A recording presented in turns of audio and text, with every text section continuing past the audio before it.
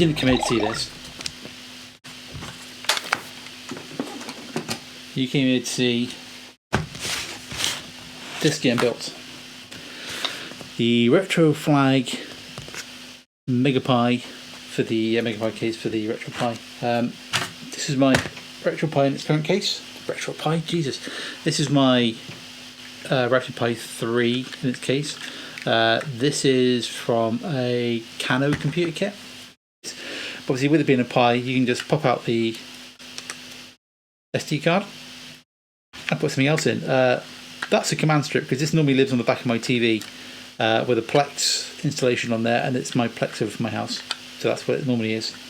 I've got a big stack of cards there. Make sure we don't lose this. Okay, no, there we go. Keeping them organised. So we're going to take this out of this case, pop it into the RetroPie one. First of all, let's get a beer cracked. Das Blue. Oh, that is nice. So let's get this unboxed. So this was from Amazon, I think, because I put it on my wish list and got it for my birthday. So, this one came with a fan, and it came with these heat sinks. Now I'm pretty sure I got a heat sink on the main chip, but I haven't got these two, so I'll probably do those as well. And this bag, some lovely little marks on it. And now we can look at this. So this one, you can see it's based on the Japanese design because it's got the kind of red colours, and it's got the switch there, on switch reset, which all work. Functional power and reset buttons, functional LED power indicator, safe shutdown, safe reset. Now this is something that's on this bad boy. When you install it, you have to install like a shutdown script, so you can use the switch to turn it on and off. Same thing with this one. To do that, you have to download the script and put it onto the flash card, which I did earlier today. So fingers crossed we shouldn't have any of the issues when we turn it on. Shouldn't have any of the issues that we had last week. So let me get those out of the way for now. And then we'll open this box. It's a lovely box. Certainly a box that's going to be kept and not binned or dropped anywhere. So, alright, let's take that out. Instructions, not yet. Let's open this up. There we go. Oh, there's the instructions. Now the one for the Game Boy one, it's like several pages, but you've got that. So I think it's good. The only complicated bit I think is going to be this bit, where we kind of plug the Pi to the boards that are already in there. Let's open this up and have a look. Oh, that is lovely. And so that pops open. Yeah, so that's where you get into the SD card in there. That popped open there because that's where you get to the Ethernet port and the other USB if you need to. And of course there's the on and off buttons, reset button. Now this looks like a slidey, the old volume slider, but it in fact pops that open. We can just drop those in there, apart from the one we need, which is that one.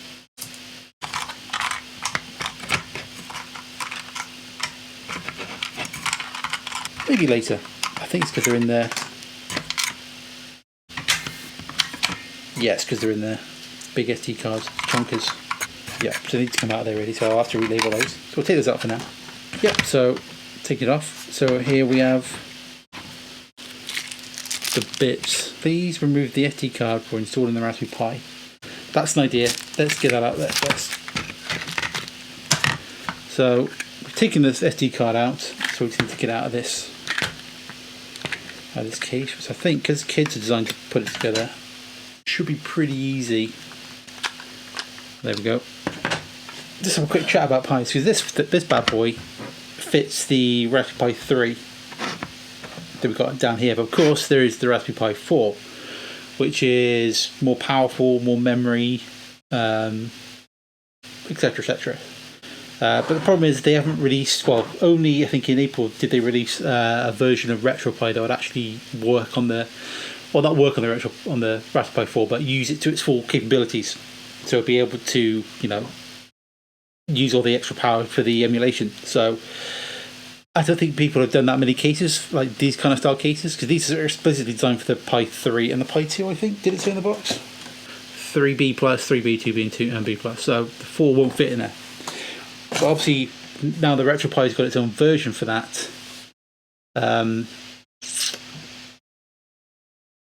These cases might become updated, so it's a bit tricky to. Well, I think when we get to the end of the recommendations, it'll be tricky to.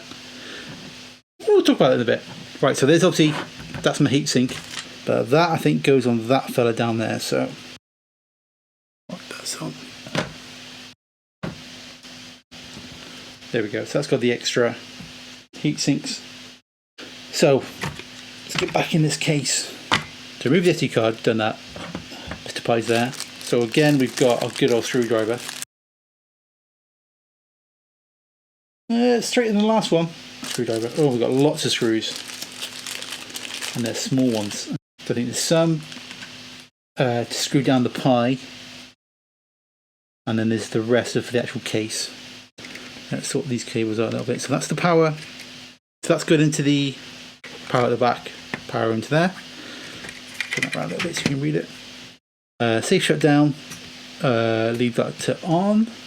There's the power switch, which obviously is connected to that. This is what connects to the GPIO boards. GPIO pins on the board. These go into the YouTube. Jesus Christ, into the USB ports. That's where my fan goes, into there. So here's my fan. Yeah, when I saw it on Amazon, there was like two. It's like a case by itself and a case with the fan, and the price wasn't that different. Wasn't that much different? Doesn't want to focus on that. But just there on the fan, we've got a positive and minus. Don't know if you can read that. So a red positive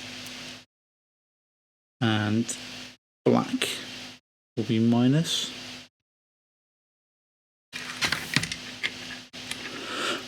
Tense. There we go, I got it. That got it. The right angle. Don't want to bend the pins, that's all.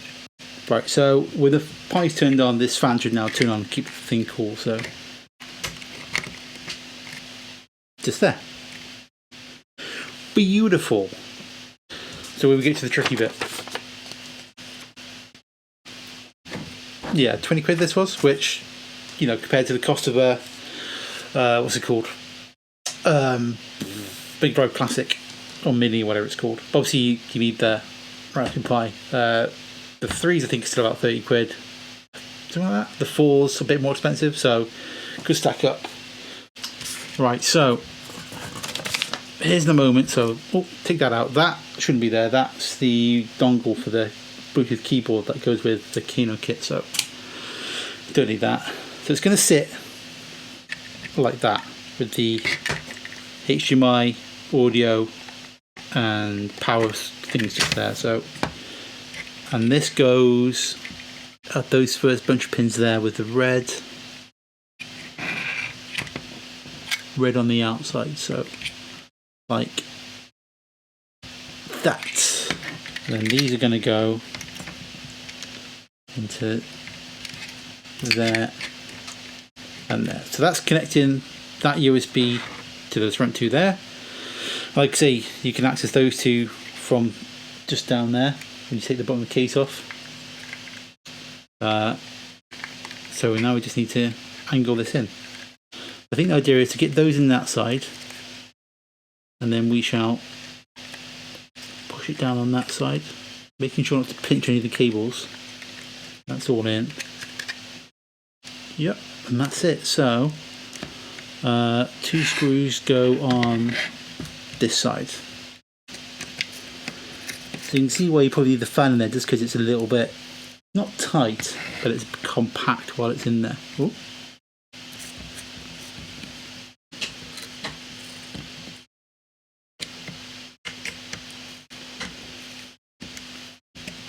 There we go. And I think we just put the top on. Let's just drop that on top. And then we'll put in these longer screws. So 6. I think I need to take that off, yes, to get to the last one. See it?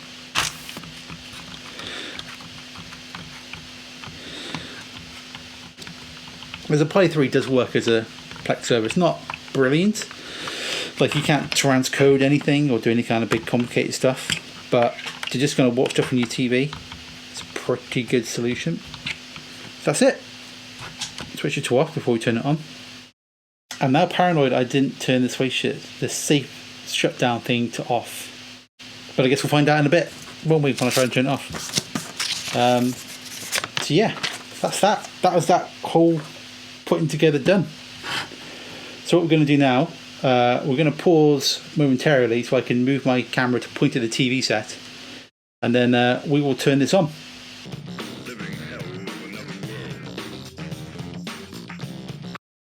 Jesus, that was complicated. So it's hooked up. We've got HDMI, got the power. It's got a USB plugged in with my 8-bit do Mega Drive controller, which again probably would work with Bluetooth, but I haven't set up. I don't think I might have done, but I can't remember. So we're erring on the side of caution, sticking with cables. So here we go.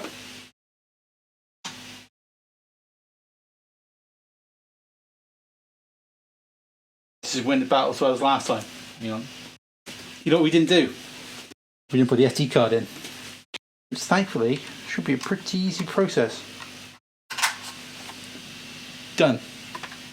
Is everybody ready again?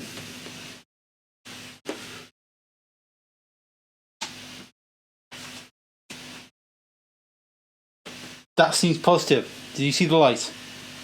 We may not be on the right input, just to make things a little bit worse. There we go. So this is the image we're working now. This is a disk image from Arcade Punks. It's a 64 gig image that I downloaded there a while ago. So that splash image at the beginning, that was custom. It did something else. I think it was a lady in a state of undress, which wasn't very good. Some of the music that's playing, so I've just dropped random things in a folder on there. So yes, this image was all like pre-built with all the ROMs and everything. So all I did was put in different music and change the splash screen for it. So they're very, very good to use. Oh, see, I didn't think everyone set up. Don't fancy doing.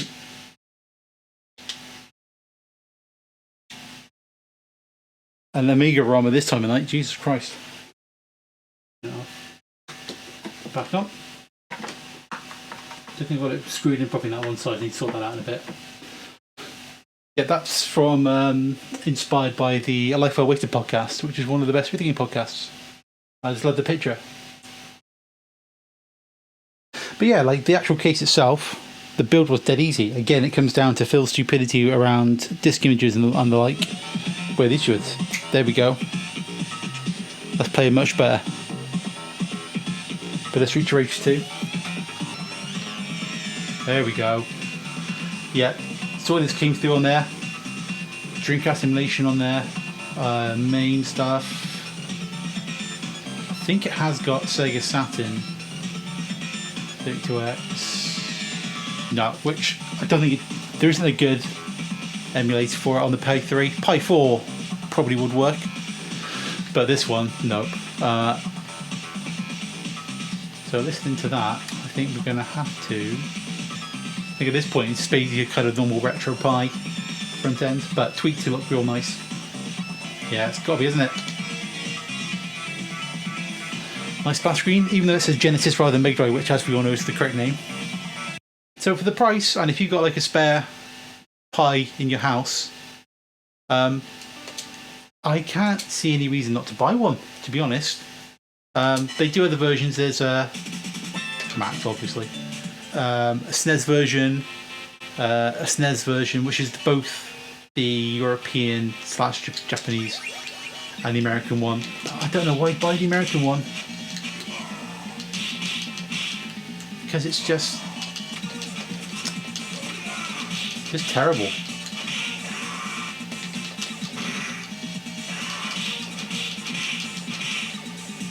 Yeah, I know there's ways around kind of, I think you can, pretty sure you can hack the Mega Drive Classic and the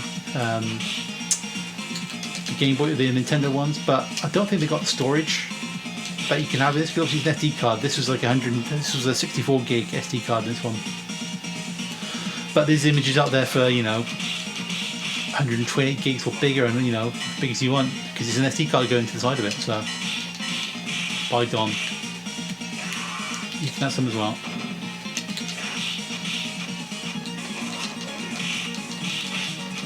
Cheeky. So for 20 quid, and you know, half an hour or so getting it sorted out, it's well worth your time. So this one gets a hearty thumbs up.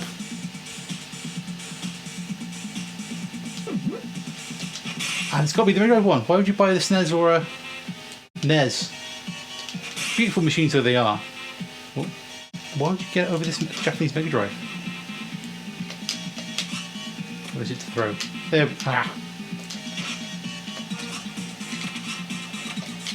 There we go. So yeah, so now I'm going to play Streets of Rage 2 the rest of the night, because why would you do anything else on a Saturday night? I can't quite see the chat. That's ugly wrong. Yes, Martin, the American SNES is ugly. You're completely correct. It is an ugly, weird purple machine. Grey and purple. I'll have that, thank you. Bop. Bop. Come here.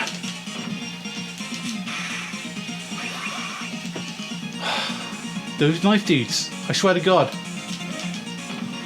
I've got some kind of just blind spot where I just cannot hit them. Even in Street Race 4, the same thing still happens again.